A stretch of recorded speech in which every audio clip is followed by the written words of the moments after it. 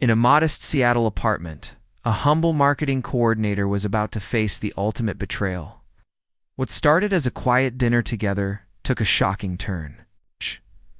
When his fiancée declared him too poor and walked out with his grandmother's ring, Toshiro Han wasn't your typical struggling employee. For 2 years, he had spent his life living undercover as Toshi, known for testing whether love could survive without wealth while secretly owning a billion-dollar tech empire.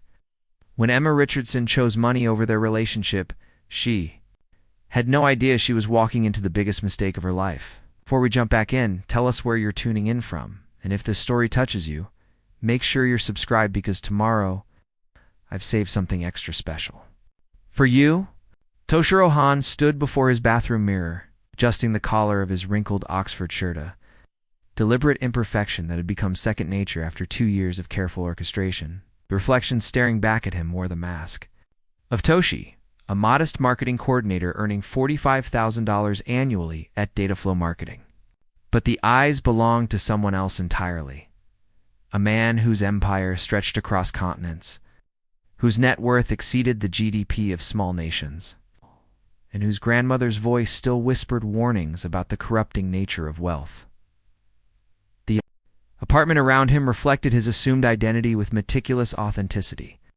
IKEA furniture dominated the living space, its clean lines and affordable price point carefully chosen to suggest aspirational middle-class living. The kitchen counters bore the subtle wear of someone who cooked at home to save money, and the single bedroom contained a bed frame purchased from a discount store. Only the laptop on his desk held any hint of his true nature, and even that was disguised behind layers of encrypted shells and proxy companies. As he knotted his tie, Toshiro's mind wandered to the penthouse office that awaited him in another life, 60 floors above the city, with floor-to-ceiling windows that transformed Seattle into a sprawling circuit board of lights. Their stacks of reports detailed quarterly earnings that could fund small countries, acquisition proposals that would reshape entire industries, and strategic analyses that kept him 3 steps ahead of competitors who had no idea they were playing against a ghost. The irony wasn't lost on him that he owned the very building where he worked his charade.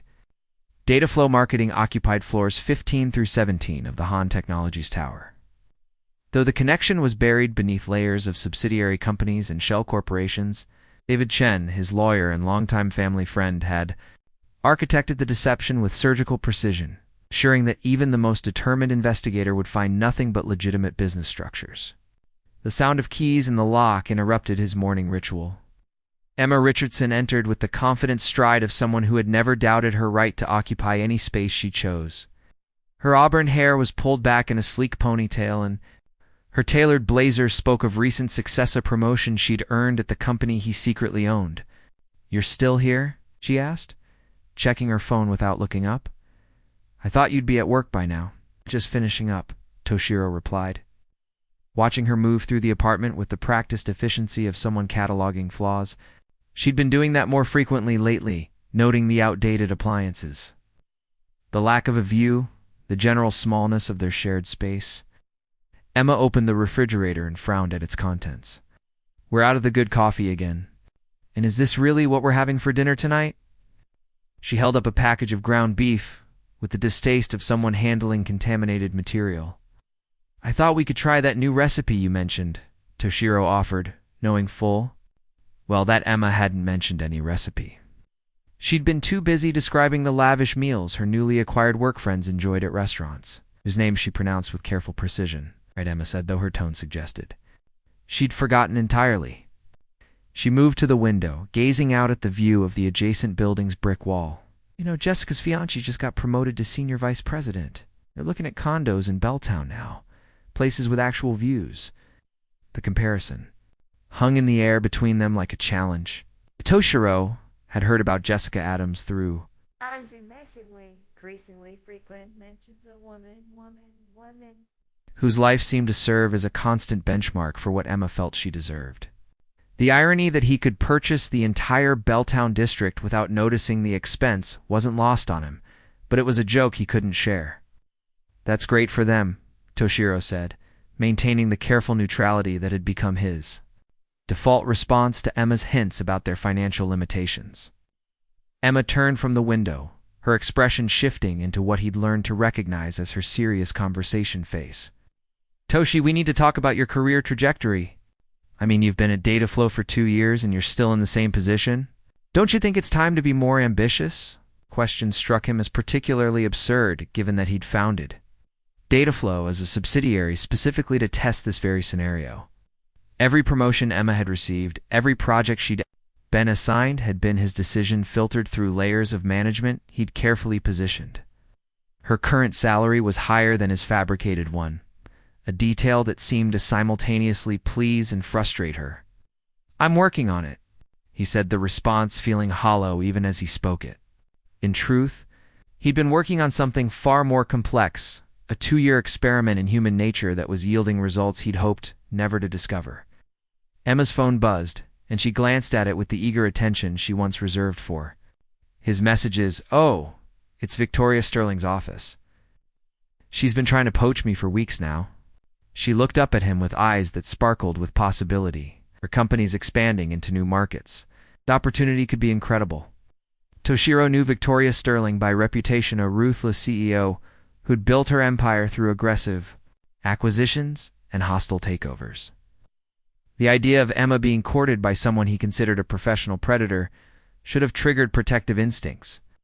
Instead, he found himself curious about what Emma would choose when faced with a lucrative offer. Are you considering it? He asked. I don't know, maybe. Emma's smile was calculating.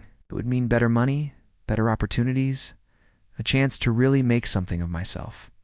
As she spoke, Toshiro found himself remembering the woman he'd met 18 months ago at a corporate networking event. She'd been charming then, her ambition tempered by a warmth that had drawn him in despite his suspicions. They'd talked for hours about everything except money, and for the first time in years, he'd felt genuinely connected to another person. That version of Emma had been fascinated by his stories about his grandmother, the woman who'd raised him after his parents' death in a car accident when he was 12. Grandmother Han had been a seamstress who'd worked 16-hour days to keep them afloat, teaching him that true worth came from character, not currency. She'd died just before his company's IPO, never knowing that her grandson would become one of the wealthiest men in the world. Money reveals character. It doesn't create it, she'd told him during one of their last conversations. The person who truly loves you will love you when you have nothing. That's how you'll know. Her words had haunted him through years of relationships that felt more like auditions for the role of billionaire's wife. When David Chen had suggested the deception, it had seemed like the perfect solution, a way to find authentic love in a world where his wealth made genuine connection nearly impossible. Now, watching Emma scroll through her phone with the detached focus of someone already mentally planning her next move, Toshiro wondered if his grandmother's wisdom had been naive. Perhaps authentic love was a luxury he'd priced himself out of, regardless of the lifestyle he maintained. I should get going, Emma said, gathering her things with the efficient movements of someone with important places to be. Don't forget, we have dinner with the Thompsons tonight, and Toshi. She paused at the door. Maybe try to dress a little better. First impressions matter, especially in this industry. After she left, Toshiro stood in the sudden silence of his carefully constructed, modest life. Through the thin walls, he could hear his neighbor's television and the couple upstairs arguing about bills. These were the sounds of normal life, the life he'd chosen to inhabit, while his real existence waited in a different world entirely. He picked up his laptop and opened the encrypted interface that connected him to his empire. Stock prices, merger, negotiations, research and development reports, all the machinery of extreme wealth operated seamlessly without his direct involvement. His executive team, led by Marcus Thompson, managed the day-to-day operations while he played at being ordinary. Ow. Marcus had been his college roommate, the son of a factory worker who'd understood struggle in ways that Toshiro's early success had insulated him from. Now, Marcus served as his proxy in the real world, making decisions that affected thousands of employees, while Toshiro pretended to worry about his monthly rent. The weight of the deception pressed down on him as he prepared for another day at Dataflow. He would sit in meetings discussing marketing strategies for products his company manufactured, take notes on presentations about market research his teams had conducted, and listen to his manager's people who ultimately answered to him discuss budget constraints and resource allocation. But the most difficult part would be watching Emma navigate the office politics of a company she didn't know belonged to the man she shared a bed with. He'd observed her transformation over the past months, watching ambitions slowly eclipse the warmth that had first attracted him. Each promotion, each raise, each new responsibility seemed to feed something in her that grew hungrier rather than satisfied. As he locked the apartment and headed toward another day of his elaborate charade, Toshiro carried with him the growing certainty that his experiment was approaching its inevitable conclusion.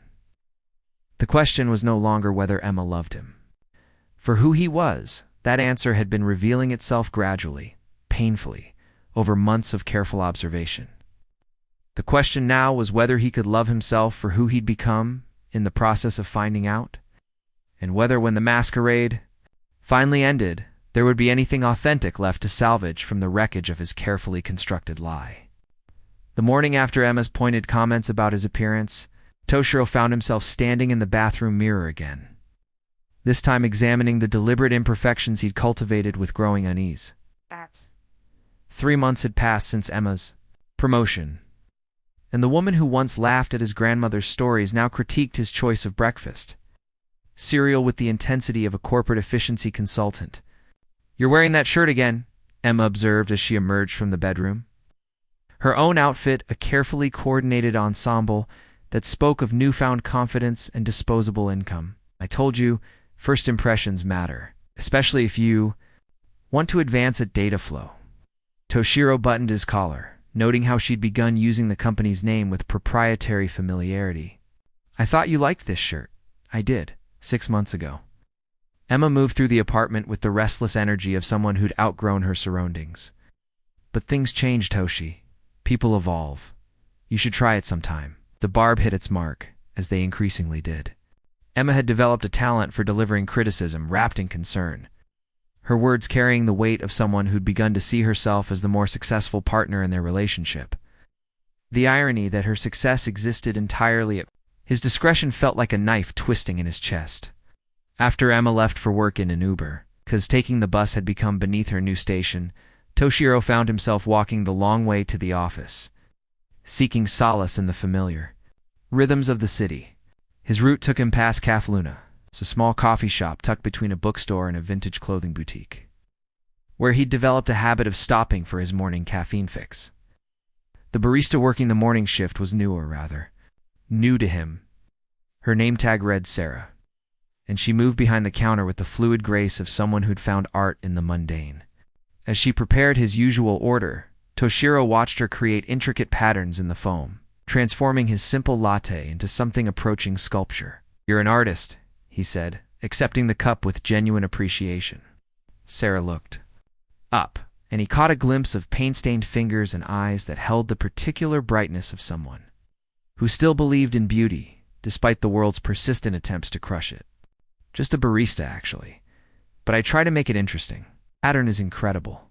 "Is that a phoenix?" "Rose," she corrected with a smile that transformed her entire face.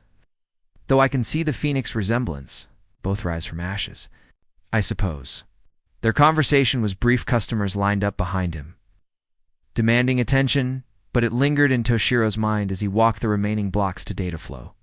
There had been something refreshing about Sarah's lack of pretense, her willingness to find meaning in small moments.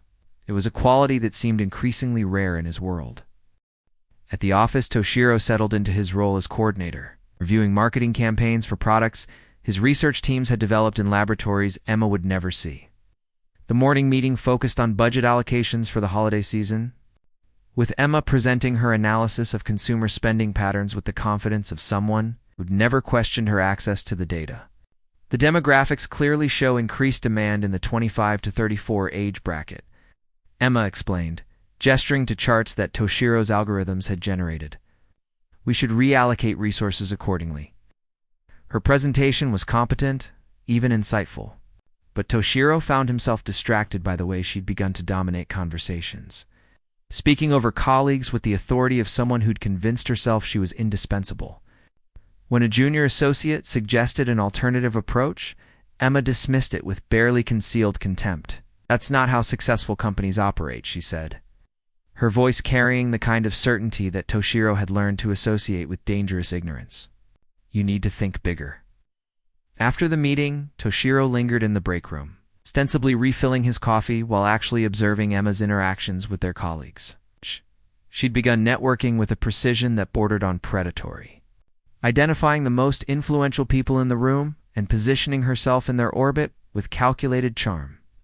"She's ambitious," said Janet Morrison, the department's administrative assistant, joining him at the coffee machine. "Emma, I mean, nothing wrong with ambition, but—" Toshiro prompted. Janet lowered her voice, glancing around the empty break room. "She's been asking a lot of questions about upper management, compensation structures, decision-making processes, the kind of questions that make people wonder about her intentions." The observation troubled Toshiro more than he wanted to admit. He'd designed his experiment to reveal Emma's true feelings about love and money. But he hadn't anticipated the possibility that her ambition might extend beyond their relationship into genuinely problematic territory. That evening, as he walked home through the city's cooling autumn air, Toshiro found himself drawn again to Cafe Luna. Sarah was working the evening shift. The coffee shop had transformed into something more intimate, dimmed lights, acoustic music, and the kind of quiet conversations that suggested people had found refuge from the day's demands. "The Phoenix guy," Sarah said as he approached the counter. "Back for more ashes?" "Actually, I was hoping for another rose," Toshiro replied, surprised by his own boldness. "If you're still creating art for the masses," Sarah laughed, a sound that seemed to brighten the entire space. "Depends on the masses. Some people are worth the extra effort." As she prepared his drink, Toshiro found himself studying her movements, the way she approached even routine tasks with deliberate care. "Do you work here full-time?" "Full-time plus overtime," Sarah said, her hands never pausing in their work. "I'm saving up for art supplies. There's a community center that offers evening classes, and I've been taking painting lessons when I can afford them." "What kind of painting?" "Landscapes, mostly. I love the way light changes throughout the day. How the same scene can look completely different depending on when you're seeing it." She glanced up at him with eyes that held depths he hadn't noticed before. "I suppose that's true of people, too. We all look different in different light." The observation struck him as particularly relevant to his current situation. He'd been living in artificial light for so long that he'd almost forgotten what natural illumination felt like. "That's very philosophical for a barista," I contained. "Multitudes," Sarah replied with a grin, handing him his drink. "Walt Whitman said that, though I think he was talking about something more profound than coffee shop observations."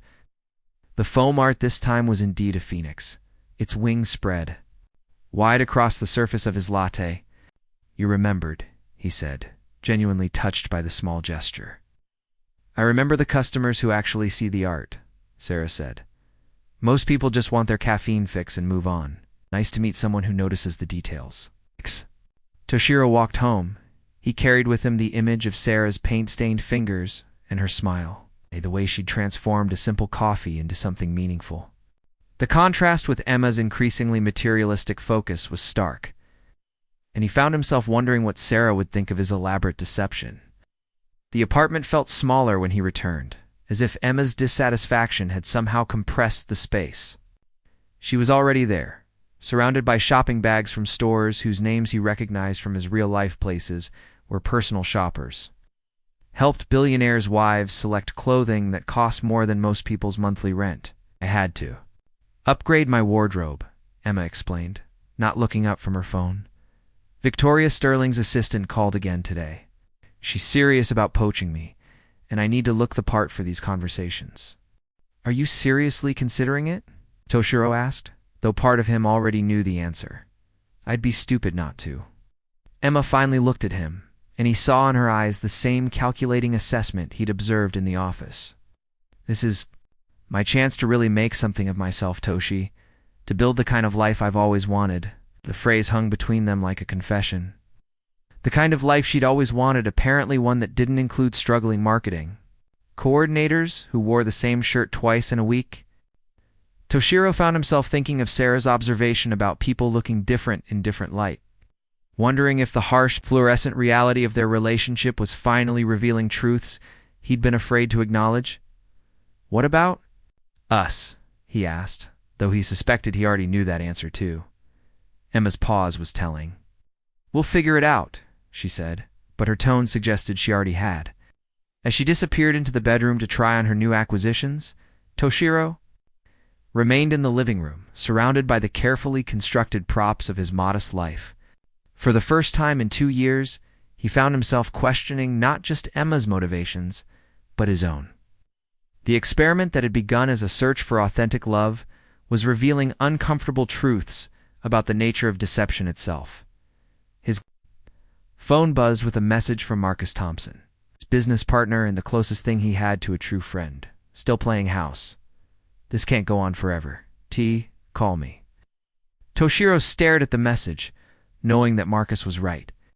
The masquerade was approaching its inevitable conclusion, and he was no longer certain he'd survive it with his soul intact. The question was whether Emma would be the only casualty of his elaborate test, or if he'd managed to destroy something essential in himself as well. Outside, Seattle's lights twinkled like stars, each one representing lives lived in honest complexity. Inside his carefully constructed lie, Toshiro wondered if he'd forgotten how to be real, entirely in Whether the Phoenix Sarah had drawn in his coffee foam was meant as hope or warning for what was yet to come. Marcus's message still glowed on Toshiro's phone screen when Emma emerged from the bedroom, draped in a black cocktail dress that probably cost more than his fabricated monthly salary. The irony wasn't lost on him that she was preparing for Dataflow's annual corporate gala event he would host in his real identity while attending as her unremarkable +1. "How do I look?" Emma asked, though her tone suggested she already knew the answer. The dress hugged her figure perfectly, and her confidence had acquired the sharp edges that came with newfound success. She looked like someone who belonged at corporate galas, which made her next words sting even more. "I hope you have something better than that gray suit to wear tonight." Toshiro glanced at his closet, where his carefully curated collection of modest clothing hung like costumes. For a play he was growing tired of performing. "I'll find something appropriate." Appropriate for what, exactly? Emma's reflection met his eyes in the mirror as she applied lipstick with surgical precision. "This isn't some neighborhood barbecue, Toshi. These are important people.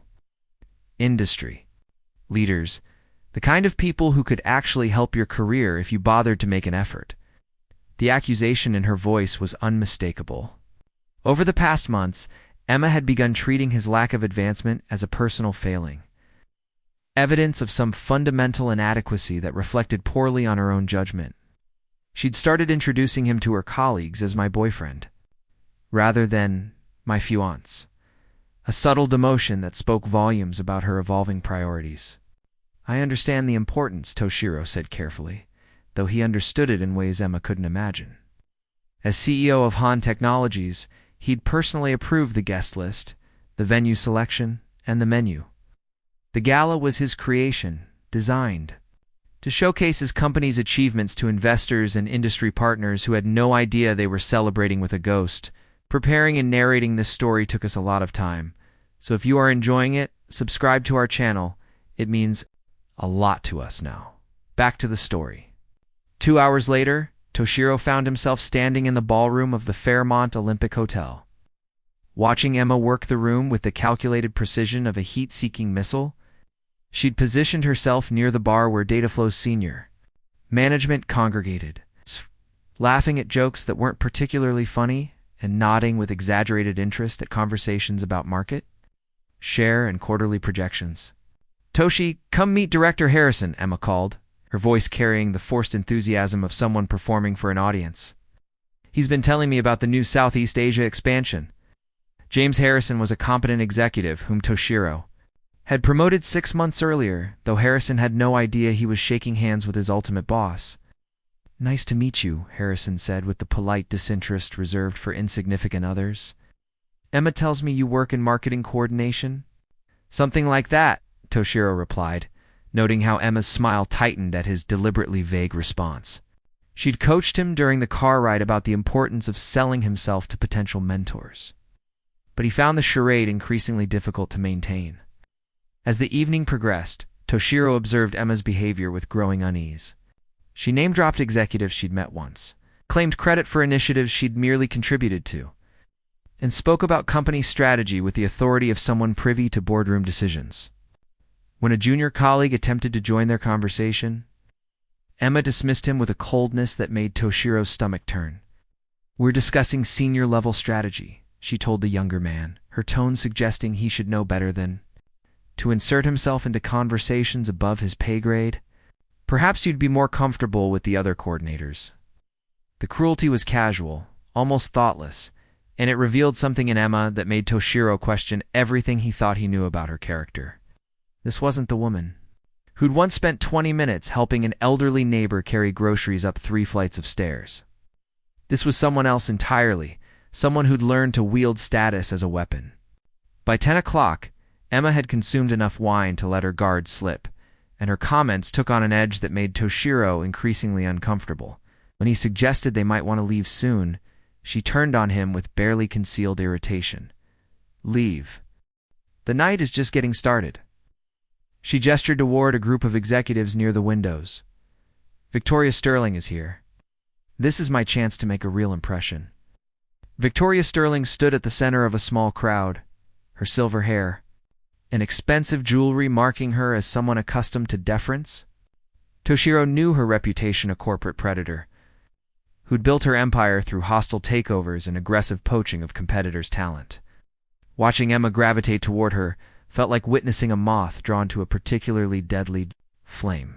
"Maybe we should talk about this tomorrow," Toshiro suggested, but Emma was already moving across the room, her focus locked on her target with unsettling intensity.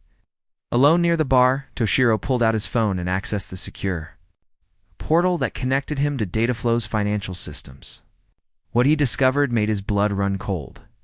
Over the past 3 months, Emma had been systematically manipulating her expense reports, inflating travel costs, claiming meals that never happened, and routing personal purchases through department budgets she'd gained access to through her promotion. Amounts weren't enormous, a few $1,000s here and there, but the pattern was unmistakable.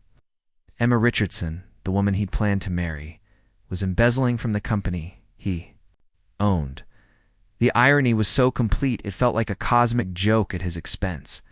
His phone buzzed with a text from David Chen, his lawyer, who was monitoring the gala's security feed from his office. "We need to talk. Found some irregularities in the Richardson accounts. Can you meet tomorrow morning?" Toshiro stared at the message, realizing that David had discovered Emma's theft through routine auditing procedures. His lawyer had no idea that the company's CEO was currently watching his fiancée network with corporate sharks while stealing money from the very organization that had elevated her career.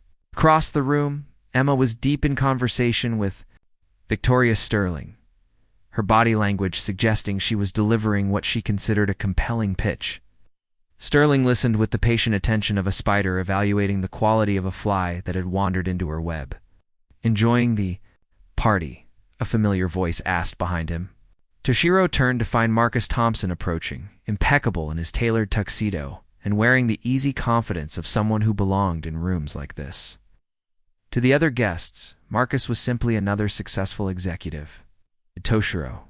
He was the friend who'd helped build an empire, and the only person who truly understood the weight of maintaining such elaborate deceptions. "Not particularly," Toshiro replied, grateful for a moment of genuine conversation in a sea of performance art. Marcus followed his gaze to where Mel was still captivating Victoria Sterling's attention. "She's really working the room tonight. Very focused. That's one word for it." Toshiro took a sip of his drink, noting how the expensive whiskey tasted like ash in his mouth. "Marcus, what would you do if you discovered someone you loved was stealing from you?" "Stealing what? Money, time, trust?" "All of the above." Marcus considered the question with the careful attention he brought to all complex problems. "Suppose it would depend on whether they knew they were stealing from me specifically, or just stealing in general. Intent matters, and if they were just stealing in general, then I'd question what that said about their character. and whether I'd been lying to myself about who they really were. The conversation was interrupted by Emma's return, her cheeks flushed with excitement and alcohol. "Toshi, I want you to meet Victoria Sterling. Victoria, this is my boyfriend, Toshi." The demotion from fiancée to boyfriend wasn't lost on anyone present. Victoria Sterling extended a perfectly manicured hand with the kind of smile that never reached the eyes. "Charming to meet you. Emma's been telling me about your work." The pause before the word work contained volumes of dismissal. Toshiro shook her hand, noting the calculating intelligence behind her polite facade. This was a woman who ate weaker competitors for breakfast and considered mercy a form of strategic incompetence. "Emma has quite a future ahead of her," Sterling continued, her tone suggesting that future might not include the man standing beside her. "We should definitely continue our conversation, perhaps over lunch next week." As Sterling moved on to other conversations, Emma practically vibrated. With excitement? Did you hear that? She wants to have lunch. This could be my big break, Toshi. My chance to really make something of myself. "What about data flow?" Toshiro asked, though he already suspected the answer. "What about it? Companies come and go, but opportunities like this are once in a lifetime." Emma's eyes held a hunger that made him deeply uncomfortable. "I have to think about my future, our future." But as she spoke about their future, Toshiro realized she was looking past him toward something he wasn't part of. The woman he'd fallen in love with had been replaced by someone who saw relationships as transactions and loyalty as a luxury she couldn't afford. The gala continued around them, but Toshiro felt as if he were watching it through glass present. But separated from the performance by the weight of what he'd discovered, Emma was stealing from his company while planning to abandon it for a better offer, all while treating him like an embarrassing accessory to be discarded when convenient. As they finally left the hotel, Emma chattering excitedly about her conversation with Victoria Sterling, Toshiro realized that his experiment in authentic love had revealed something far more disturbing than simple gold digging. He'd uncovered a level of moral corruption that made him question not just Emma's character, but his own judgment in choosing her. The masquerade was approaching its inevitable conclusion, but Toshiro was no longer certain he would survive the revelation with his faith in human nature intact. The question was no longer whether Emma loved him for who he was, it was whether she was capable of genuine love at all. The termination meeting took place at precisely 9 o'clock on a gray Seattle morning. 3 days after the corporate gala, Toshiro sat in Dataflow's conference room, maintaining his role as a concerned coordinator, while James Harrison delivered the news that would shatter Emma's carefully constructed ascension. "We've discovered significant irregularities in your expense reports and departmental spending," Harrison said, his voice carrying the formal weight of corporate HR protocol. "The accounting department has identified unauthorized charges totaling $8,247 over the past 3 months. Emma's face cycled through a fascinating array of emotions: confusion, indignation, and finally a calculating coldness that Toshiro recognized from her interactions with junior colleagues. She was already formulating her defense, preparing to transform herself from perpetrator to victim with the skill of a seasoned performer. "There must be some mistake," Emma said, her voice carrying just the right note of wounded professionalism. "I've been meticulous about following proper procedures. Perhaps this is a systems error." Harrison consulted his tablet, reading from what Toshiro knew was an exhaustive audit David Chen had conducted with surgical precision. Personal meals charged to client entertainment, travel expenses for trips that weren't company-related, office supplies that were shipped to your personal address. "The pattern is quite clear, Miss Richardson." "Pattern?" Emma's voice rose slightly, the first crack in her composed facade. "You're suggesting I deliberately this is ridiculous? I demand to speak with upper management about this witch hunt?" From his position near the window, Toshiro watched Emma deploy the defensive strategies he'd observed her use throughout their relationship: deflection, indignation, and an appeals to authority that suggested she considered herself above the rules that governed ordinary employees. It was a masterclass in narcissistic damage control, and it made him sick to his stomach. "The decision has been made at the highest levels," Harrison continued. his tone suggesting this conversation was a formality rather than a negotiation. Access has been revoked, and security will escort you to collect your personal belongings. The phrase highest levels carried a bitter irony that only Toshiro could appreciate. He had made this decision, sitting in his real office 60 floors above their current location, authorizing the termination of the woman he'd once planned. To Mary, the symmetry was so complete, it felt like cosmic justice. If cosmic justice had a particularly cruel sense of humor, Emma's composure finally cracked. This is insane. I've given everything to this company. My performance reviews have been exemplary. Can't just the evidence is conclusive, Harrison said, standing to indicate the meeting was over. Theft from the company, regardless of the amount, results in immediate termination. You're fortunate we're not pursuing criminal charges. Security arrived to escort Emma from the building. She caught Toshiro's eye across the conference room. For a moment, he saw something in her expression that might have been genuine fear, not of the consequences, but of the loss of status and opportunity her firing represented. Then the mask snapped back into place, and she was once again the poised professional who refused to accept responsibility for her actions. Toshiro returned to his modest apartment that evening to find Emma already there, surrounded by boxes from her office and radiating a fury that seemed to electrify the air itself. She'd shed her professional demeanor entirely, revealing something raw and desperate underneath the carefully maintained facade. "They set me up," she announced, without preamble, her voice carrying the conviction of someone who'd convinced herself that reality was negotiable. "This whole thing was orchestrated by people who were threatened by my success. It's probably that incompetent accounting department that couldn't handle a real businesswoman showing them how things should be done." Toshiro set down his keys, noting how Emma had transformed their living room into a staging area for her martyrdom.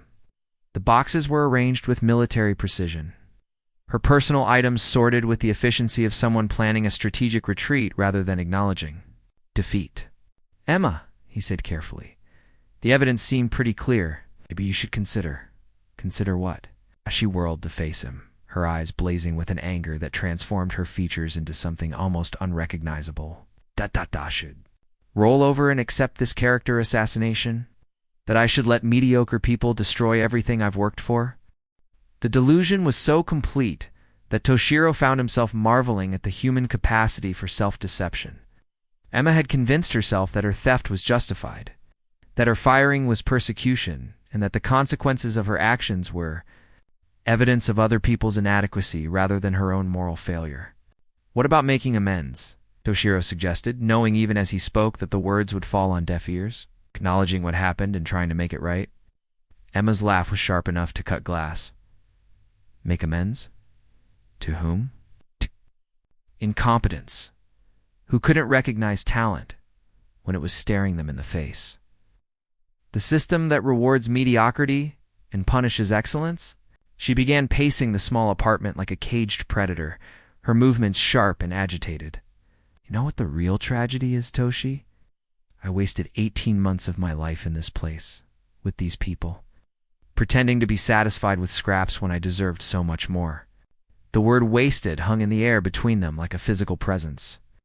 Toshiro realized she wasn't just talking about her job. She was talking about their entire relationship, their shared experiences, the life they'd built together in this modest space that had become her prison. "What are you saying?" he asked, though part of him already knew. Emma stopped pacing and faced him directly, her expression settling into the cold clarity of someone who'd finally decided to speak uncomfortable truths. "I'm saying I settled, Toshi. I convinced myself that love was enough, that I could be happy with someone who lacked ambition and drive. But I can't. I won't." The confession was delivered with the clinical precision of a surgeon removing a tumor. Emma had diagnosed their relationship as a mistake and was now prepared to excise it from her life with the same ruthless efficiency. She'd applied to her embezzlement scheme. "We're not compatible," she continued, her voice growing stronger as she warmed to her theme. "You're content with mediocrity, with this tiny apartment and your dead-end job and your complete lack of vision for anything better.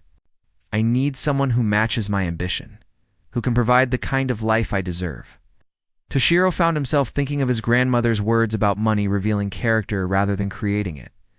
Emma's character had been revealed with devastating clarity, and it was uglier than he'd dared imagine. She wasn't just materialistic, she was fundamentally hollow, incapable of valuing anything that couldn't be quantified in dollars or status points. "So this is it?"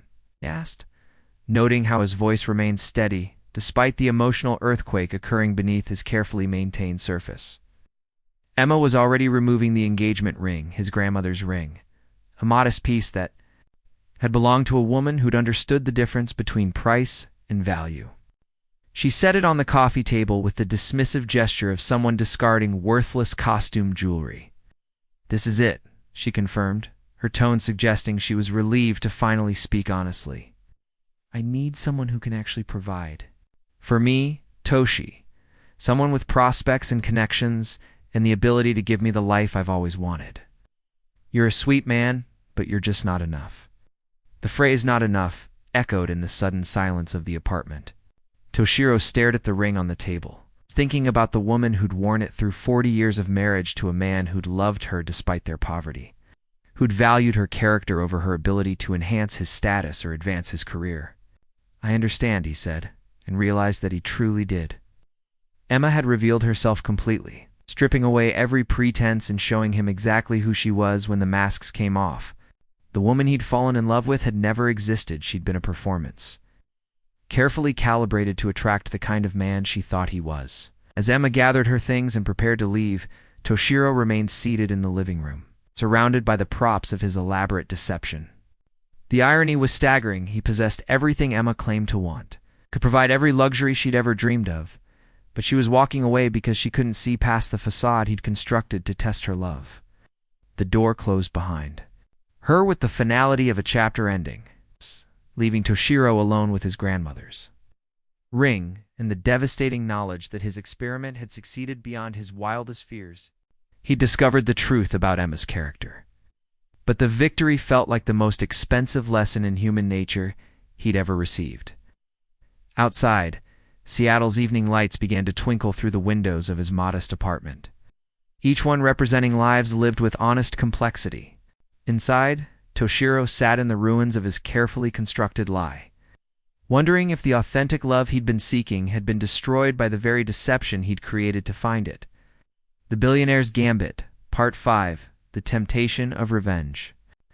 3 days after Emma walked out of his life, Toshiro stood in his real office 60 floors above Seattle, his hands pressed against the floor-to-ceiling windows as he watched the city pulse with its usual rhythms below. The contrast between this space and his modest apartment felt more jarring than ever. Mahogany and marble, where there had been IKEA and laminate. Original artwork, where there had been discount store prints. The weight of an empire, where there had been the pretense of paycheck to paycheck survival. Marcus Thompson found him there at midnight, still dressed in the expensive suit that marked his return to his authentic identity, still staring out at the lights that represented millions of lives lived without elaborate deceptions. "You look like hell," Marcus observed, settling into one of the leather chairs that cost more than most people's monthly rent. "When's the last time you slept?" "Sleep seems overrated at the moment," Toshiro replied without turning around. "I've been thinking about consequences, about justice, about the difference between the two." Marcus poured himself a scotch from the bar that occupied one corner of the office, the crystal decanter catching the city lights and throwing prismatic patterns across the walls. "Dangerous thoughts for someone in your position. All men with our Resources can make consequences happen whether justice deserves them or not." The observation struck closer to home than Toshiro wanted to admit. For 3 days, he'd been researching Emma's new circumstances with the obsessive thoroughness that had built his empire. Victoria Sterling had indeed offered her a position senior marketing director at Sterling Dynamics, a role that came with a salary nearly double what she'd earned at Dataflow, and access to the kind of social circles she'd always craved. "She's already spreading her version of events," Toshiro said, finally turning to face his oldest friend. "Jessica Adams convinced her I was the anchor dragging Emma down." Marcus swirled his scotch, ice clinking against crystal as he watched Toshiro's jaw tighten. some narrow-minded businessman who couldn't recognize her brilliance. Now she's spinning. Herself as the survivor of a suffocating relationship with someone beneath her league. And this troubles you because it's a lie. The words cut through the air, razor sharp with suppressed fury. She embezzled from my company, betrayed everything I believed we stood for. Now she's rewriting our history to cast herself. As the wronged party, what do you intend to do? The question settled between them like a loaded weapon. Toshiro possessed the resources to expose Emma's crimes publicly, to ensure Victoria Sterling learned exactly what kind of employee she'd recruited to permanently stain Emma's reputation in Seattle's business community with the truth. I could annihilate her. His voice dropped to barely above a whisper, each word weighted with absolute conviction. One call to Sterling's board, a few leaked documents about Emma's employment record, some carefully placed conversations. New career would implode before it began. Marcus nodded, recognizing the breadth of his friend's influence. The question isn't your capability, it's your judgment. Toshiro moved to his desk, where multiple monitors displayed a dozen paths to vengeance. Financial records proving Emma's theft, corporate intelligence that could sabotage Sterling Dynamics' pending merger, personal details that would humiliate Emma in ways that might finally satisfy his hunger for retribution. She called me mediocre. His fingers hovered over the keyboard, said I lacked vision, ambition. When she returned my grandmother's ring, she told me it was fitting for someone of my limited means. The memory seared through him like molten metal. Emma hadn't just rejected him, she'd dismissed everything his grandmother represented. The woman who'd sacrificed her dreams to raise him, who'd taught him that integrity outweighed income, who'd worn that modest ring with more pride than Emma had ever shown for her expensive collections. She intended to wound you, Marcus said. Softly. Desperate people say vicious things. That doesn't make them true, but it makes them unforgivable. Toshiro accessed Victoria Sterling's confidential financial records information. Only someone with his connections could obtain. Sterling Dynamics was hemorrhaging cash, their survival dependent on successfully acquiring a smaller competitor. One strategic maneuver from Han Technologies could transform that acquisition into a catastrophic failure, leaving Emma unemployed within months. There's more. What? His voice adopted the glacial precision he reserved for hostile negotiations. Sterling recruited Emma specifically to extract intelligence about Dataflow's operations. She's planning to use Emma as a corporate spy, harvesting information about our product launches and strategic initiatives. Marcus straightened, his expression sharpening. Corporate espionage, that's criminal territory. Precisely. Toshiro's fingers danced across the keyboard, pulling up security footage from Dataflow's offices. The videos showed Emma accessing restricted files during her final weeks, downloading proprietary information far beyond her clearance level. Client databases, development schedules, budget allocations. She's carrying Han Technology's secrets to our primary competitor. The evidence was comprehensive and damning. Emma hadn't merely stolen money, she'd stolen industrial secrets worth millions. Victoria Sterling had recruited her specifically for that intelligence, transforming Emma into an unwitting corporate asset whose betrayal could damage Toshiro's empire in ways that transcended personal injury. We contact David Chen, Marcus suggested pragmatically. Let the attorneys handle this through proper channels. Criminal charges, civil litigation, the full legal arsenal. But Toshiro was contemplating something far more elaborate. He possessed the power to destroy not only Emma, but Victoria Sterling as well, to dismantle an entire corporation in retaliation for their attempt to weaponize his personal anguish against his professional domain. It could eliminate them both, he said, his voice carrying the quiet certainty of someone who'd identified his targets and calculated their vulnerabilities. Sterling's company is precarious, built on aggressive debt and hostile takeovers. One strategic strike could trigger a complete collapse. Marcus moved to the window, studying the city's glittering expanse with the same intensity Toshiro had shown moments before, and Emma would learn what it means to lose everything she believes she deserves. Her position, her reputation, her access to the world she spent her life trying to enter. She'd be finished in this industry forever. The prospect of total victory coursed through him like electricity. Toshiro could envision Emma's shock when she grasped the scope of her miscalculation. When she discovered that the man she'd dismissed as mediocre wielded the power to unravel everything she'd fought to construct, the revenge would be exquisite in its symmetry. The woman who'd worshipped wealth above all else would find herself permanently exiled from it. "You're describing becoming precisely the kind of person your grandmother warned you against," Marcus said quietly. "Someone who wields money as a weapon, who destroys lives simply because he possesses the power to do so." The words struck Toshiro like a physical blow, forcing him to confront the uncomfortable reality that his thirst for revenge was reshaping him into something his grandmother would have despised. She'd taught him that true strength required restraint, that power without wisdom was meaningless, that a man's worth wasn't measured by what he could destroy, but by what he chose to create. "They betrayed me," Toshiro said, but his voice wavered. "They weaponized my feelings, transformed my trust into ammunition for corporate warfare. And if you destroy them for it, what does that make you?" Toshiro stared at the computer screen, at the digital arsenal he could deploy to satisfy his wounded pride and hunger for justice. His finger hovered over the enter key that would initiate the systematic destruction, the complete dismantling of two lives that had dared to underestimate him. But somewhere in the darkness of his planned revenge, he could hear his grandmother's voice posing a question that cut deeper than any insult Emma had delivered. "What kind of man do you want to be when the masks finally come off?" The city lights blurred as Toshiro realized he stood at a crossroads that would define not just his response to betrayal, but the fundamental nature of who he was when stripped of both deception and the comfortable fiction that he was somehow above the corrupting influence of his own power. His finger remained poised over the enter key. But something in his grandmother's remembered voice made him step back from the precipice. Instead of destroying Emma and Victoria Sterling, Toshiro found himself wandering Seattle's rain-slick streets at 2 a.m, his expensive suit gradually saturating as he searched for something he couldn't name. His feet carried him past the familiar landmarks of his double life, the apartment building, where he'd pretended to be ordinary, the data flow offices where he'd witnessed Emma's transformation, and finally, to Caf Luna, where warm light spilled onto the sidewalk like a lighthouse beacon.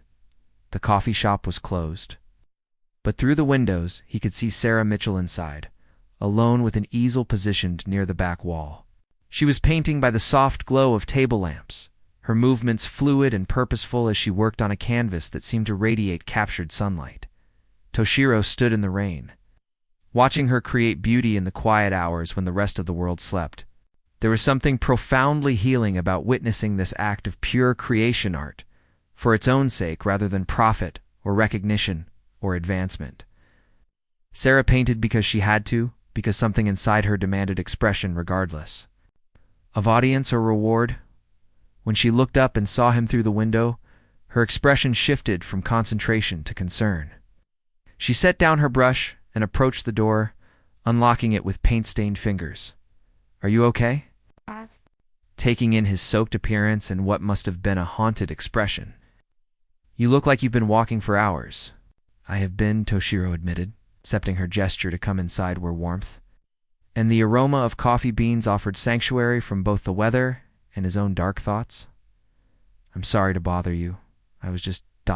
walking." Sarah studied his face with the same attention she'd given her painting, as if trying to understand the composition of his distress. "Let me make you some coffee. You look like you need it." As she moved behind the counter, Toshiro found himself drawn to her easel, where a landscape captured the precise moment when dawn breaks over mountain peaks, transforming darkness into something luminous and full of possibility. The technique was accomplished, but more than that, it was honest, painted by someone who'd witnessed that moment and felt compelled to share its beauty with the world. "This is incredible," he said, meaning it in ways that transcended mere artistic appreciation. "You painted this from memory? From hope, actually," Sarah replied, working the espresso machine with practiced efficiency. "I've never seen a sunrise from that altitude, but I dream about it sometimes. What it would feel like to stand above the clouds and watch the world wake up." The honesty in her admission made Toshiro's chest tighten with an emotion he couldn't immediately identify. Here was someone who painted dreams because they were beautiful, not because they might sell or impress or advance some hidden agenda. It was a purity of purpose that stood in stark contrast to every calculation that had governed his life for the past 2 years. "Why do you paint?" he asked, accepting the coffee she offered with hands that had stopped shaking from the cold, but continued trembling from something deeper. Sarah considered the question seriously, as she seemed to consider everything. "Because I have to, I suppose. Because there's beauty in the world that deserves to be noticed and remembered. Because sometimes when I'm painting, I feel like I'm having a conversation with something larger than myself." She settled into the chair across from him, her own, cup warming her hands as rain continued to streak the windows. "What about you? What do you do when you're not walking in the rain at 2 in the morning? The question should have triggered his practiced response about marketing coordination, but sitting in this sanctuary of honest creativity, surrounded by Sarah's art and the peaceful silence of creation, Toshiro found he couldn't maintain the deception that had defined his life for so long. "I lie," he said quietly, the admission escaping before he could stop it. "I lie about who I am, what I do, what I want. I've been lying for so long that I'm not sure I remember how to tell the truth anymore." Sarah didn't recoil or demand explanations. Instead, she leaned forward slightly, her expression radiating the kind of acceptance that made confession feel safe rather than dangerous. "We all lie sometimes. The question is whether we're lying to protect ourselves or to hurt other people. Both, I think." Toshiro stared into his coffee, watching his reflection fragment in the dark surface.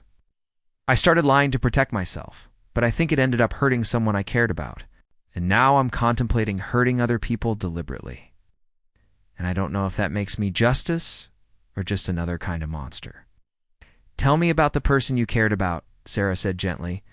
So Toshiro found himself talking about Emma, the woman who'd embezzled from his company or betrayed his trust, but the person he'd thought he'd fallen in love with 18 months ago. He spoke about their early conversations, the moments when her ambition had seemed like strength rather than weakness, the way she'd once listened to his grandmother's stories with what he'd believed was genuine interest. "She sounds like she was important to you," Sarah said when he finished. "I thought she was, but I think I was in love with an idea of her rather than who she actually was. And maybe she was in love with an idea of me, too, just not the idea I was presenting." Sarah was quiet for a long moment, studying her painting with the same intensity she'd brought to their conversation. "My mother always told me that love isn't about finding someone perfect. It's about finding someone whose imperfections fit with yours in a way that makes both of you better people." The observation was simple but profound, cutting through the elaborate justifications and psychological analyses that had consumed Toshiro's thoughts for months. He'd been so focused on testing Emma's character that he'd forgotten to examine his own, so concerned with her authenticity that he'd lost sight of what genuine connection actually required. "What if your imperfections include deceiving people about fundamental aspects of your identity?" he asked. "Then I suppose the question is whether you're willing to be honest now, whether the people who matter to you can forgive the deception if they understand why it happened." Sarah stood to check her painting, adding a small touch of yellow that made the painted sunrise seem to pulse with life. "I lost my job yesterday," she said without looking at him. "The gallery where I worked part-time had to cut staff. Between this place and the art classes I teach, I was barely making ends meet, and now—" She didn't finish the sentence, but Toshiro could see the weight of financial pressure in the set of her shoulders, the way she held her brush as if it were both lifeline and burden. Here was someone facing real hardship while maintaining her integrity, creating beauty despite circumstances that would justify bitterness or compromise. "I'm sorry," he said, and meant it more deeply than she could know. "Will you be okay?" "Always am eventually." Sarah's smile was tired but genuine. "My mother's medical bills are accumulating. I might have to choose between art supplies and groceries for a while, but we'll figure it out. We always do." It's a casual mention of her mother's illness struck Toshiro like a physical blow.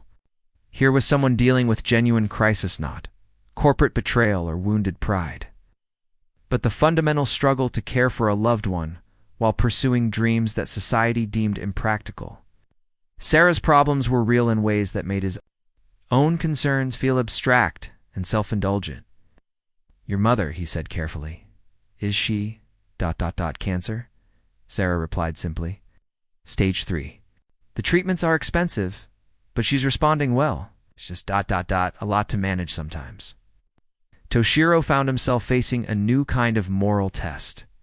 He had the resources to solve Sarah's problems instantly, to pay her mother's medical bills, and ensure she never had to choose between art supplies and groceries again. But doing so would mean revealing his deception, and he'd learned enough about the corrupting nature of his wealth to fear what that revelation might do to this genuine connection he'd stumbled into, as dawn began to lighten the windows of Calf Luna. Toshiro realized he'd found something he hadn't been looking for, not the perfect love his experiment was designed to reveal, but a person whose authenticity challenged him to become more honest himself. Sarah painted sunrises she'd never seen because she believed in beauty. Perhaps there was hope for someone who'd lost his way in the darkness of his own elaborate lies. The question was whether he had the courage to step into the light. Over the following weeks, Toshiro found himself drawn to Calf Luna with increasing frequency, not just for Sarah's company, but for the sanctuary it represented, a place where conversations flowed naturally, where silence felt comfortable rather than charged with unspoken calculations, where the only performance was Sarah's quiet artistry as she transformed ordinary moments into something beautiful. Their friendship developed with organic ease that stood in stark contrast to the elaborate choreography of his relationship with Emma. Sarah talked about her mother's treatment with matter-of-fact courage, shared stories about the children she taught at the community center, and asked thoughtful questions about his work that he deflected with growing discomfort. Each honest moment from her highlighted the fundamental dishonesty that defined his existence. You never really talk about your job, Sarah observed one afternoon, as she cleaned paintbrushes at the small sink behind the counter. Most people love to complain about work, but you always change the subject. Toshiro looked up from his laptop, where he'd been reviewing quarterly reports while maintaining the fiction that he was updating his resume. It's not very interesting. Marketing coordination isn't exactly the stuff of riveting conversation. Everything's interesting if you care about it, Sarah replied, her tone gently challenging. And if you don't care about it, why do you stay? The question struck closer to home than she could know. Why did he stay in this elaborate deception that served no purpose now that Emma was gone? What was he trying to prove, and to whom? The experiment that had begun as a search for authentic love had become a prison of his own construction, one whose bars were made of lies he'd told so often they felt like truth. Before he could formulate a response, Sarah's phone rang. She answered with paint-stained fingers, her expression shifting from casual contentment to sharp concern as the conversation progressed. I understand, she said finally, her voice carefully controlled. Yes, I'll figure something out. Thank you for calling. When she hung up, Sarah stood motionless for a long moment, staring at the phone as if it contained answers to questions she was afraid to ask. Everything okay? Toshiro asked, though her expression had already given him the answer. In my mother's oncologist wants to try a new treatment protocol, Sarah said, her voice carrying the forced optimism of someone delivering bad news to herself. It's more aggressive, which is good, but it's also expensive. Insurance will cover some of it, but not all. She named a figure that made Toshiro's chest tighten with the knowledge that he could solve this problem with a single phone call. The amount that represented crisis for Sarah's family was less than he spent on wine in a typical month, a rounding error in budgets he approved without conscious thought. How much time do you have to decide? He asked. 2 weeks. Maybe 3? If we push it. Sarah began cleaning with more intensity than necessary, her movements sharp with suppressed anxiety. I've been looking into loans, but with my credit and income situation. She didn't finish the sentence, but Toshiro could see the mathematics of desperation in her expression. Sarah was facing the kind of impossible choice that his wealth had insulated him from ever having to consider. How do you put a price on someone you love's life when you don't have enough money to pay it? There has to be something, he said, though the words felt inadequate even as he spoke them. Maybe. Sarah's smile was brave, but fragile.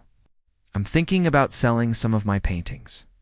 There's a gallery downtown that might be interested, and I have that piece I've been working on for months. Might not be enough, but it's a start. The mention of selling her art to pay for her mother's treatment struck Toshiro as particularly cruel. Sarah's paintings weren't just objects to her, they were pieces of her soul made visible, conversations with beauty that she'd spent months nurturing into existence. The idea that she might have to sacrifice them for medical bills felt like watching someone sell their own memories to survive. Sarah, he began, then stopped, uncertain how to proceed. The offer to help sat on his tongue like a loaded weapon, dangerous in its implications, but impossible to ignore. Oh. I know what you're going to say, she said gently. I really do. But I can't accept money from friends, especially friends who are struggling with their own career situations. It wouldn't be fair to either of us. The assumption that he was struggling financially should have provided the perfect cover for his continued deception, but instead it felt like another weight added to an already unbearable burden. Sarah was protecting him from a burden he didn't actually carry while shouldering one that was crushing her. His inability to be honest about his resources felt increasingly like complicity in her suffering. Meanwhile, across the city, Emma Richardson was settling into her new role at Sterling Dynamics with the satisfaction of someone who'd finally found her proper place in the world's hierarchy. Through sources he preferred not to examine too closely, Toshiro knew she'd already begun sharing intelligence about Dataflow's operations, feeding Victoria Sterling information about upcoming product launches and strategic initiatives that could give Sterling Dynamics significant competitive advantages. David Chen had called twice that week, his voice carrying the urgent professionalism of a lawyer who'd identified serious legal exposure. The corporate espionage situation is escalating, he'd reported. We have evidence of Emma Richardson accessing proprietary files during her final weeks at Dataflow, and Sterling Dynamics is already using that information to undercut our bids on 3 major contracts. The legal implications were serious enough to warrant criminal charges, but pursuing them would require revealing information about Han Technology's ownership structure that Toshiro wasn't ready to make public. His elaborate shell companies and proxy arrangements designed to hide his identity now protected Emma from the consequences of her betrayal. We need to make a decision soon, David had warned. The longer we wait, the more damage they can do with stolen information. Marcus had been equally direct during their most recent conversation. You can't maintain this indefinitely, he'd said, gesturing around Toshiro's modest apartment where they'd met to avoid being seen together in more recognizable settings. The deception is affecting your business judgment, your personal relationships, and your mental health. When was the last time you made a major strategic decision without worrying about how it might impact your cover story? The answer was troubling. Toshiro couldn't remember. Every aspect of his real life had become subordinate to maintaining a fiction that no longer served any constructive purpose. He was trapped in a performance that had outlived its audience, playing a role that had begun to define him more than his authentic identity. But it was Sarah's situation that forced him to confront the ultimate question about his deception. He possessed the power to transform her life with casual generosity, to eliminate the financial pressure that threatened to destroy everything she'd worked for, to ensure her mother received the best possible care without forcing Sarah to sacrifice her art or her dignity. Yet doing so would require either maintaining his deception, essentially buying her affection through false pretenses, revealing the truth about his identity, and risking the destruction of the most genuine connection he'd experienced in years. As he sat in Cafe Luna, watching Sarah paint hope into landscapes she'd never seen while worry carved lines around her eyes, Toshiro realized he was facing the same moral test he'd designed for Emma, but in reverse. Instead of testing whether someone would love him despite apparent poverty, he was being tested on whether he could love someone enough to risk losing them by revealing his wealth. The irony was perfect and devastating. The man who'd spent 2 years testing others' authenticity now faced the ultimate test of his own. Could he choose honesty over self-protection? Could he risk genuine vulnerability for the possibility of authentic love? Outside Cafe Luna's windows, Seattle's autumn light painted the world in shades of transition summer dying into winter. Certainty dissolving into possibility. Inside, Sarah added golden highlights to a painted sunrise, while Toshiro wrestled with the knowledge that his next choice would determine not just the future of their relationship, but the fundamental nature of who he would become when the masks finally came off. The test of truth had arrived, and this time, he was the one being examined. The decision came not through careful planning, but through crisis, the kind of convergent emergency that strips away the luxury of deliberation and demands immediate action based on fundamental character rather than strategic calculation. It began with David Chen's urgent call at 6 a.m, his voice carrying the controlled panic of a lawyer who discovered their client's entire empire was under coordinated attack. "They've moved faster than we anticipated," David said, without preamble. "Sterling Dynamics filed a hostile takeover bid for Dataflow 30 minutes ago. They're using the proprietary information Emma provided to target our most vulnerable subsidiaries. If this succeeds, they'll have access to the entire Han Technologies network." Toshiro sat up in his modest apartment. Contrast between his surroundings and the scale of the crisis, creating a cognitive dissonance that felt like vertigo. How is that possible? The ownership structures are buried but not invisible. Victoria Sterling hired forensic accountants who specialize in unraveling complex corporate arrangements. Emma provided them with enough internal intelligence to guide their investigation. They know exactly where to look. The implications cascaded through Toshiro's mind with devastating clarity. If Sterling Dynamics succeeded in their takeover, they wouldn't just acquire Dataflow. They'd gain insight into the shell companies and subsidiary structures that connected it to Han Technologies. His carefully constructed anonymity would collapse, revealing not just his identity, but the full scope of his deception to everyone who'd believed in the modest marketing coordinator named Toshi. "How long do we have?" Toshiro asked, already reaching for clothes appropriate for his real identity rather than his fabricated one. "The board meets at 9. Marcus is calling an emergency session to review the offer. Legally, we can fight this, but fighting it publicly exposes everything we've worked to keep hidden." Toshiro finished the sentence while pulling on the kind of suit that belonged in executive boardrooms rather than coffee shops. "And Emma has been feeding Sterling information for weeks. We have evidence of at least 17 instances of unauthorized access to proprietary files. The corporate espionage charges alone could put her in federal prison." As David continued outlining their legal options, Toshiro's phone buzzed with a text from Sarah. "Mom's taking a turn for the worse. Had to bring her to the ER. The new treatment can't wait much longer. I'm sorry to bother you with this." The message hit him like a physical blow, the timing so perfectly cruel, it felt orchestrated by a malevolent universe. While his professional life erupted in coordinated betrayal, the woman he'd grown to care about was facing the kind of crisis that money could solve. But pride and deception prevented him from addressing. David, Toshiro said, interrupting the lawyer's analysis of preliminary injunction procedures. "I need you to arrange an immediate transfer. $200,000 to Swedish Medical Center to cover all treatment costs for a patient named Mitchell. Make it look like an anonymous charitable donation, Toshiro. Now might not be the time for it's exactly the time." Voice carried a certainty that surprised him. "If we're about to lose everything anyway, at least let's make sure something good comes out of this disaster." He hung up and headed for Han Technologies' tower, his mind racing through scenarios. That all ended with the same inevitable conclusion. The masquerade was over. The only question was whether he would control the revelation or let it be forced upon him by corporate predators who'd turned his personal betrayal into a weapon against his professional life. The emergency board meeting convened in the conference room that overlooked Seattle's harbor, where Marcus Thompson faced a room full of executives who had no idea their CEO had been living a double life for 2 years. Sterling Dynamics' offer lay on the table like a declared act of war. Its terms designed to be just attractive enough to tempt shareholders, while devastating enough to gut the company's leadership. "The bid is clearly predatory," Marcus was explaining. As Toshiro entered through the private door that connected to his office, "They're using insider information to target our weaknesses while undervaluing our core assets."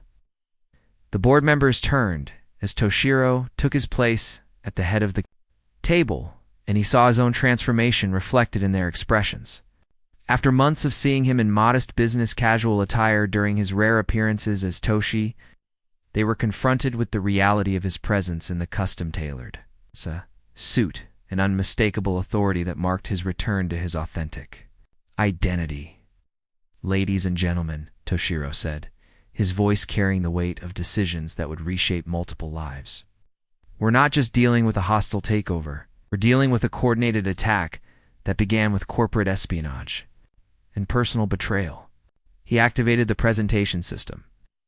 Displaying the evidence, David Chen had compiled security footage of Emma accessing proprietary files, communications between her and Victoria Sterling's representatives, financial records showing Sterling Dynamics' leveraged position that made their takeover bid a desperate gamble rather than a strategic acquisition. Emma Richardson, a former Dataflow employee who was terminated for embezzlement, has been feeding Sterling Dynamics proprietary information for weeks.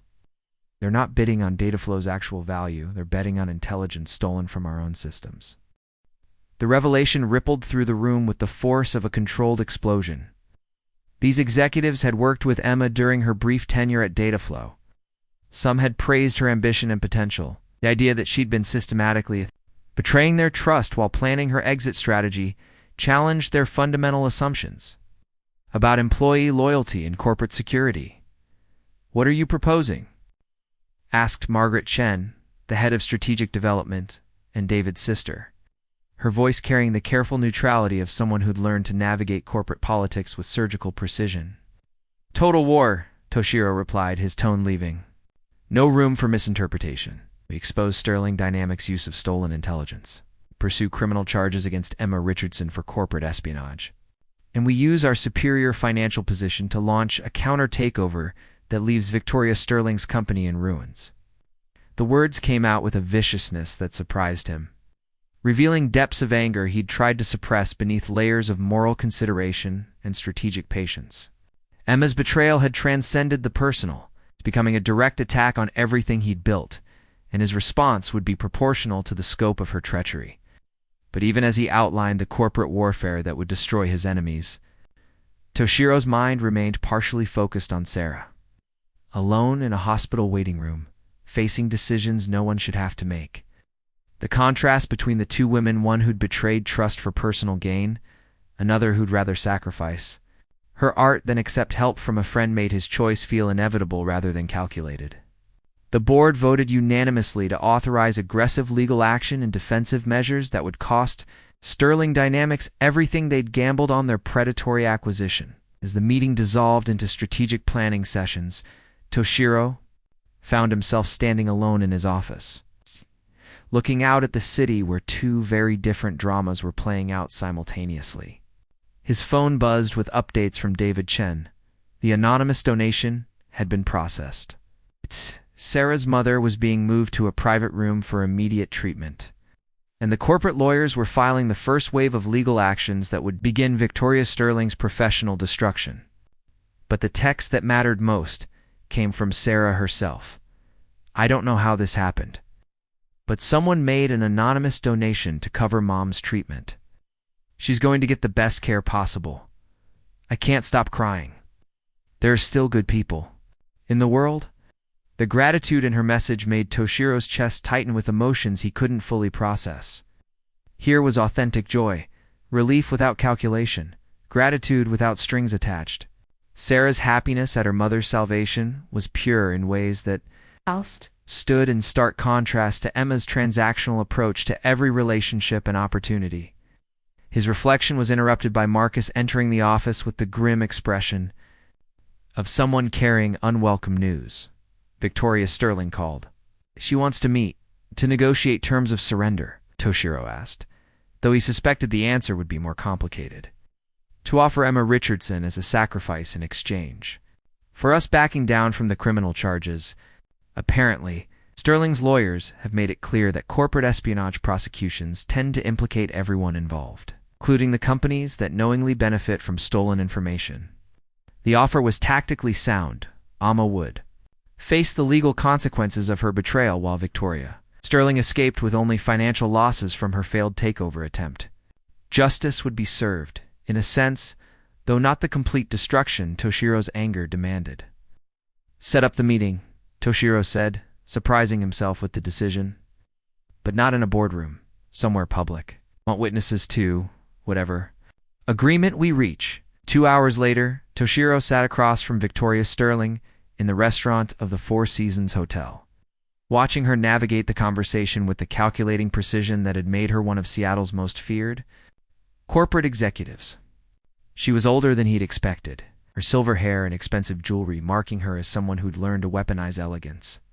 But her eyes held the kind of desperation that came with watching an empire crumble in real time. Emma Richardson made unauthorized representations about her access to proprietary information, Sterling said, her tone suggesting she was reciting legal language carefully vetted by her attorneys. Sterling Dynamics had no knowledge of any illegal activities and would never knowingly participate in corporate espionage. "Of course not," Toshiro replied, his voice carrying the kind of polite skepticism that made it clear he considered her protestations meaningless. He just happened to benefit from remarkably accurate intelligence about data flows, strategic planning, and proprietary technologies. Sterling's smile was sharp enough to cut glass. "Business intelligence is gathered through many channels, Mr. Han. The fact that a former employee chose to share publicly available information doesn't constitute espionage." "Publicly available?" Toshiro pulled out his tablet, displaying the security footage that showed Emma accessing files she had no legitimate reason to view. "Is this your definition of public information, Miss Sterling?" For the first time in their conversation, Victoria Sterling's composure cracked slightly, revealing the woman beneath the corporate armor, someone who'd built her career on aggressive tactics and was now discovering that her latest gamble had exposed her to consequences she couldn't control. "What do you want?" she asked, abandoning the pretense of negotiations for the reality of damage control. Emma Richardson prosecuted to the fullest extent of the law. Sterling Dynamics withdraws its takeover bid and pays damages for the use of stolen intelligence, and you personally sign a statement acknowledging that your company engaged in corporate espionage? That would destroy my reputation. Your reputation was destroyed the moment you decided to build a hostile takeover on information stolen by a terminated employee. Toshiro leaned forward, his voice carrying the quiet authority of someone who held all the strategic advantages. "The only question is whether you lose everything quickly or slowly." Now, Sterling Dynamics' withdrawal came within hours, accompanied by a public statement that attributed the failed takeover to irregularities in due diligence procedures that made their legal team sound incompetent rather than criminal. Emma Richardson was arrested at her new office, led away in handcuffs, while her former colleagues watched through windows that reflected their own faces back at them like mirrors of moral judgment. But the victory felt hollow as Toshiro returned to his apartment that evening, knowing that Sarah believed an anonymous stranger had saved her mother's life while the man she'd grown to trust continued lying about his fundamental identity. He'd won the corporate war and achieved justice for Emma's betrayal. But the cost was the knowledge that his relationship with Sarah remained built on the same deceptions that had ultimately destroyed everything authentic between him and Emma. As he sat in his modest living room, surrounded by the props of his elaborate charade, Toshiro realized that revealing his identity to Emma and Victoria Sterling had been the easy part. They were enemies whose opinions of him no longer mattered. People whose betrayal had freed him from any obligation to consider their feelings. Sarah was different. Sarah mattered. And that made the prospect of honesty infinitely more terrifying than any corporate warfare he'd ever waged. The question was whether he had the courage to risk losing the most genuine connection he'd ever experienced for the possibility of building something real on a foundation of truth rather than deception. Outside his windows, Seattle's lights twinkled with the promise of lives lived in honest complexity. Inside, Toshiro faced the final test of his 2-year experiment, whether love could survive the revelation of who he really was, or whether some deceptions were too fundamental to forgive. The masquerade was ending, but the real performance was about to begin. The weeks following Emma's arrest and Sterling Dynamics' collapse played out like a Greek tragedy in the business press, with Headlines that chronicled the spectacular fall of two corporate figures who'd gambled everything on stolen intelligence and lost. Tech executive arrested for corporate espionage dominated the Seattle Times front page, accompanied by a photograph of Emma being led from Sterling Dynamics offices in handcuffs. Her expression cycling through disbelief, rage, and finally, a hollow recognition that her carefully constructed ascension had crumbled into public humiliation. Victoria Sterling fared little better. Sterling Dynamics facing bankruptcy after failed takeover read the Wall Street Journal's analysis, detailing how her company's aggressive debt structure had made their hostile acquisition attempt a desperate gamble that couldn't survive legal challenges and the exposure of their reliance on stolen intelligence. From his position as the anonymous architect of their destruction, Toshiro should have felt vindicated. Instead, he found himself haunted by the completeness of their fall, wondering if his grandmother would have approved of the systematic dismantling of two lives, even lives that had betrayed his trust so thoroughly. The legal proceedings unfolded with the inexorable precision of corporate justice. Emma's public defender, clearly overwhelmed by the scope of evidence against her client, negotiated a plea agreement that included 2 years in federal prison, full restitution to Han Technologies, and a lifetime ban from working in any capacity that involved access to proprietary business information. During the sentencing hearing, Toshiro sat in the back of the courtroom, watching Emma address the judge with the same calculated charm she'd once used to climb corporate ladders and manipulate romantic relationships. Even facing prison, she maintained that her actions had been misunderstood. She'd been trying to advance her career through legitimate networking rather than criminal betrayal. "I made mistakes," Emma told the judge, her voice carrying just the right note of contrition to suggest growth without admitting the full scope of her moral failure. "But I never intended to harm anyone. I was simply trying to build a better life for myself and my loved ones." The reference to loved ones struck Toshiro as particularly hollow, given that Emma had discarded him the moment his perceived limitations had conflicted with her material ambitions. Even in her moment of judicial reckoning, she couldn't acknowledge that her betrayal had been calculated rather than circumstantial. Judge Patricia Hernandez was less impressed. "Ms. Richardson, corporate espionage is not a mistake. It's a deliberate choice to prioritize personal gain over legal and ethical obligations. Your actions damage not just the companies involved, but the trust that makes legitimate business relationships possible." As Emma was led away to begin her sentence, Toshiro felt none of the satisfaction he'd expected. Justice had been served, but it tasted like ash in his mouth, leaving him to wonder whether his elaborate test had revealed Emma's true character or somehow corrupted it through the very process of examination. Victoria Sterling's downfall was more complex, but equally complete. Her company's bankruptcy filing revealed a house of cards built on aggressive acquisitions and leveraged buyouts that had left Sterling Dynamics vulnerable to exactly the kind of coordinated legal attack that David Chen had orchestrated. Without the data flow acquisition to provide cash flow, Sterling's empire collapsed into receivership. Her personal assets frozen to satisfy creditors who discovered that her legendary business acumen had been largely fiction. She was always living on borrowed time, Marcus observed during one of their strategy sessions, reviewing the financial analysis that had made Sterling's destruction possible. Companies like hers survive by constantly moving forward, acquiring new assets to service old debts. Once we stopped her momentum, the whole structure collapsed under its own weight. The observation troubled Toshiro more than it should have. How different was Victoria Sterling's financial engineering from his own elaborate deceptions? Both had built impressive facades designed to hide fundamental vulnerabilities. Both had relied on the assumption that forward momentum could indefinitely postpone moments of reckoning.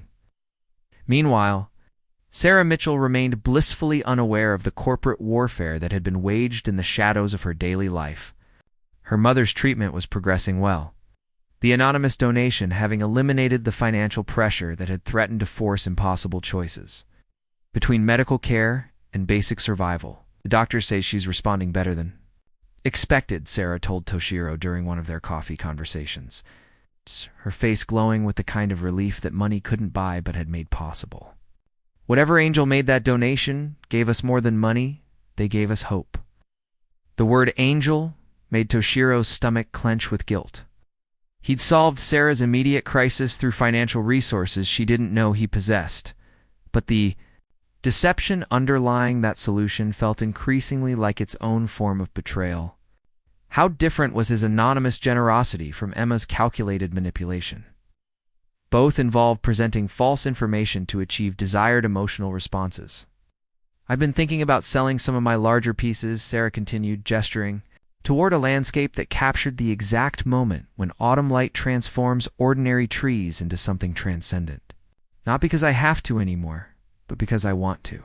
Something liberating about knowing that my art might bring joy to someone else's life. Her attitude toward her paintings had shifted since her mother's medical crisis, transforming them from treasured possessions into gifts she was eager to share. The change reflected a generosity of spirit that stood in stark contrast to Emma's hoarding mentality. Her belief that accumulating status symbols could somehow fill the emotional void at her center. Which pieces are you thinking of selling? Toshiro asked, though part of him already knew he would find a way to purchase them anonymously. Adding another layer to the deception that was becoming as elaborate as his original corporate masquerade. The Sunrise series I've been working on. There's something about those paintings that feels complete now. It's like they've served their purpose in my life and are ready to serve their purpose in someone else's. As she spoke about her art with quiet passion, Toshiro found himself studying her face, memorizing the way her eyes lit up when she discussed color theory and composition. The paint-stained fingers that gestured with unconscious grace, the smile that suggested she'd found something rare in a world that often seemed designed to crush beauty rather than nurture it. This was what authentic love looked like. He realized not the calculated attraction he'd felt for Emma's ambition and charm, but a deep appreciation for Sarah's character, her resilience, her ability to find meaning in simple moments. She painted hope into landscapes she'd never seen because she believed in beauty as a force that could transform ordinary experience into something transcendent. But his growing feelings for Sarah only intensified the moral crisis surrounding his continued deception. How could he claim to love someone while lying about fundamental aspects of his identity?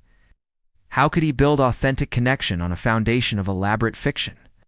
The answer came during an unexpected encounter with David Chen, who'd requested a meeting to discuss the legal aftermath of the Sterling Dynamics situation. They met at the Four Seasons, the same restaurant where Toshiro had negotiated Victoria Sterling's surrender. But this time the conversation focused on consequences that extended far beyond corporate warfare. The Emma Richardson case is closed, David reported, his tone carrying the satisfaction of a lawyer who'd achieved complete victory for his client. Federal conviction, full restitution, and enough publicity to discourage future corporate espionage attempts. From a legal perspective, justice has been served. Toshiro prompted, recognizing the careful neutrality that marked David's transition into personal rather than professional counsel. But I'm concerned about what this experience has done to you personally. You've spent 2 years living a lie, testing people's authenticity while compromising your own. Emma's betrayal gave you the excuse to reveal your identity and destroy your enemies. But what about the people who haven't betrayed you? What about Sarah? The question hit like a physical blow, forcing Toshiro to confront the uncomfortable truth that his relationship with Sarah was built on the same deceptive foundation that had ultimately destroyed his engagement to Emma. Difference was that Sarah's character had proven worthy of his trust, while her trust in him remained based on information that was fundamentally false. She'll never forgive me, Toshiro said, voicing the fear that had kept him trapped in deception long past the point where it served any constructive purpose. How do you explain to someone that you've been lying about who you are for months? How do you justify that kind of betrayal? David considered the question with the thoughtful attention he brought to all complex moral problems. You don't justify it. You acknowledge it, take responsibility for it, and accept whatever consequences follow. The question is whether you're more afraid of losing Sarah's good opinion or losing the chance to build something real with her. The distinction was crucial and painful. Toshiro's continued deception wasn't protecting Sarah, it was protecting his own ego, his fear of vulnerability. His inability to accept that authentic love required the risk of authentic rejection. What if she decides I'm no different from Emma? Toshiro asked. Someone who lies to get what they want, who manipulates situations to achieve desired outcomes? Then you'll know that your judgment of her character was as flawed as your judgment of Emma's, David replied with brutal honesty. But if Sarah is the person you believe her to be, she'll understand that your deception came from fear rather than malice, from a desire to find authentic love rather than exploit someone's trust. The conversation forced Toshiro to confront the fundamental choice that had been building throughout his 2-year experiment, whether to continue protecting himself through deception or risk everything for the possibility of genuine connection, based on truth rather than testing. That evening, as he sat in his modest apartment surrounded by the props of his elaborate charade, Toshiro made the decision that would define the rest of his life. He would tell Sarah the truth, all of it. From his real identity, to his anonymous donation, to her mother's treatment, to his growing feelings for her, that transcended anything he'd experienced with Emma. The conversation would either destroy the most genuine relationship he'd ever had, or transform it into something real enough to survive the revelation of who he truly was beneath the masks he'd worn for so long. Either way, the masquerade would finally end, and he would discover whether the man beneath the deception was worthy of the love he'd been seeking through such elaborate and ultimately destructive means. As Seattle's lights twinkled beyond his windows, Toshiro began planning the most important conversation of his life, one that would either damn him or redeem him, but would finally allow him to stop performing and start being authentic with the person whose opinion mattered more than all the corporate victories and strategic triumphs his wealth had ever achieved. The test was ending, but the real examination of his character was about to begin. This time there would be no elaborate schemes or strategic advantages, just truth, vulnerability, and the hope that authentic love might be strong enough to survive the revelation of who he really was when all the masks finally came off. 3 months after deciding to tell Sarah the truth, Toshiro stood outside, Calf Luna, watching her teach a children's art class through the window. The space had been transformed into a community center classroom, funded by an anonymous donation that had arrived the week after Emma's sentencing. Sarah moved between easels with gentle patience, helping young artists discover the magic of color and light. The conversation had been brutal. Sarah's initial shock had given way to hurt, then anger, then a devastating silence that lasted for weeks. She'd refused his calls, returned his letters unopened, and avoided every place they'd shared memories. Toshiro had respected her space, while privately wondering if his honesty had destroyed the very thing he'd sought to protect. When she finally agreed to meet, it was here, surrounded by the art that had always been her sanctuary. "I understand why you did it," Sarah said without looking at him as he entered. "My mother's bills, the donation all makes sense now." "Sarah, let me finish." Her voice carried a strength he recognized from their earliest conversations. "You lied about who you were, but you never lied about who you wanted to be. Emma chose money over love. You chose love over pride." She finally turned to face him, pain-stained fingers steady on her brush. "I can't pretend the deception doesn't hurt, but I also can't pretend I don't understand the fear behind it." Toshiro felt something shift in his chest, not the vindication he'd expected, but something deeper. Forgiveness earned rather than granted, trust rebuilt rather than assumed. "Where do we go from here?" he asked. Sarah smiled, the expression transforming her entire face. "We start over. Honestly this time. Hi, I'm Sarah Mitchell. Teach art and believe in second chances." "To Toshiro Han," he replied, extending his hand with trembling fingers. "I own some companies and I'm learning how to love without testing." Outside, Seattle's lights twinkled with the promise of authentic connection. Inside, 2 people who'd found each other through deception began building something real on a foundation of truth, vulnerability, and the hard-won wisdom that genuine love requires the courage to be seen completely, flaws, fears, and all. Up next, you've got 2 more standout stories right on your screen. If this one hit the mark, you won't want to pass these up. Just click and check them out. And And don't forget to subscribe and turn on the notification bell so you don't miss any upload from us.